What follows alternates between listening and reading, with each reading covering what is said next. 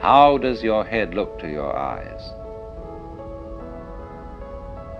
Well, I tell you, it looks like what you see out in front of you, because all that you see out in front of you is how you feel inside your head.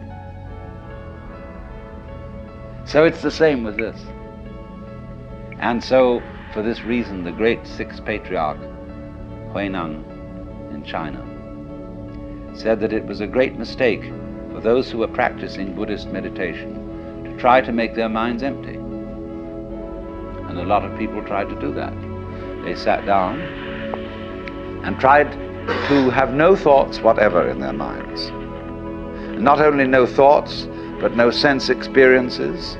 So they'd close their eyes, they'd plug up their ears, and generally go in for sensory deprivation. Well, sensory deprivation, if you know how to handle it, can be quite interesting. It'll have the same sort of results as taking LSD or something like that. And there are special labs made nowadays where you can be sensorily deprived to an amazing degree.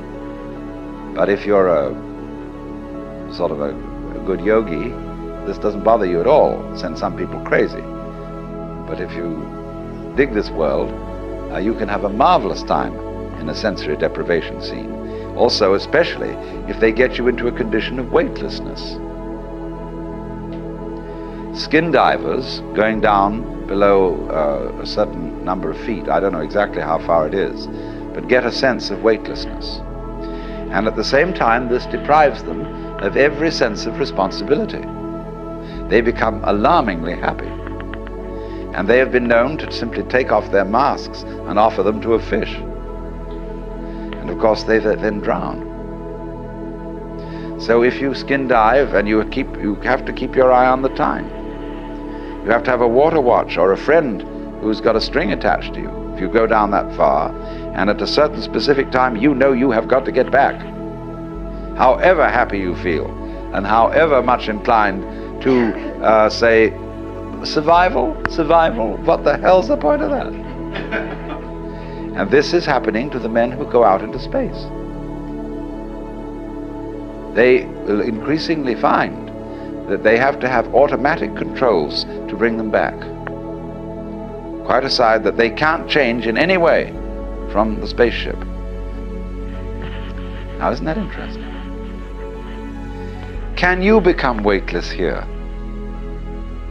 I said a little while ago that the person who really accepts transience begins to feel weightless.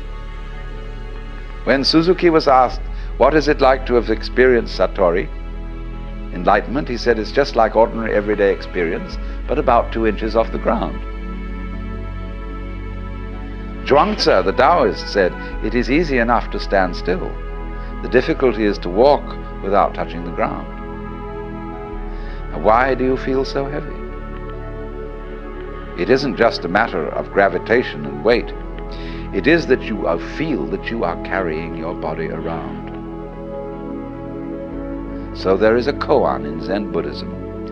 Who is it that carries this corpse around? And so when you feel it, common speech expresses this all the time. Life is a drag.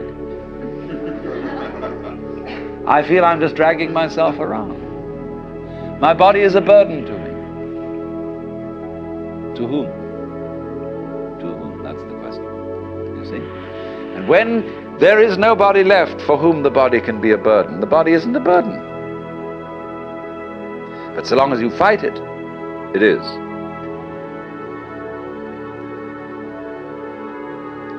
So then, when there is nobody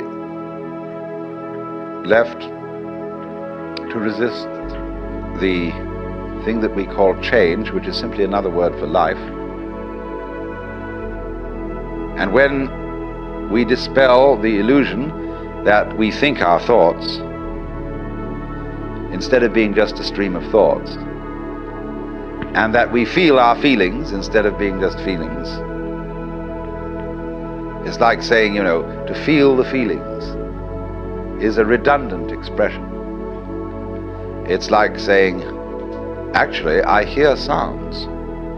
For there are no sounds which are not heard. Hearing is sound. Seeing is sight. You don't see sights. Sightseeing is a ridiculous word. You could just say either sighting or seeing, one or the other, but sightseeing is nonsense.